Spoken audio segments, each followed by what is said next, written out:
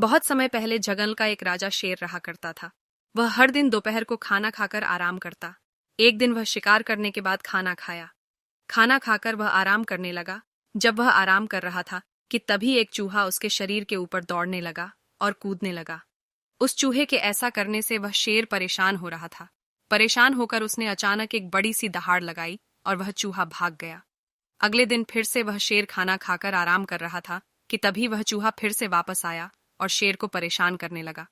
परेशान होकर शेर उस चूहे को अपने पंजे में पकड़ लिया और फिर उसे डराने लगा।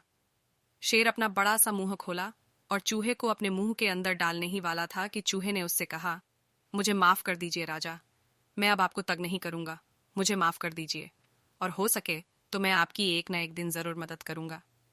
चूहे की ऐसी बात सुनकर शेर हंसने लगा और बोला, तुम इतने छोटे से चूहे हो, तुम मेरी क्या मदद करोगे। यह कहकर शेर उस चूहे को छोड़ दिया, क्योंकि शेर का पेट भरा हुआ था। एक दिन वह शेर शिकार के लिए जंगल में घूमने लगा। जंगल में कुछ शिकारी शेर के लिए जाल बिछाकर रखे हुए थे। जैसे ही वह शेर जाल पर अपना पैर रखा, वह शेर जाल में फंस गया।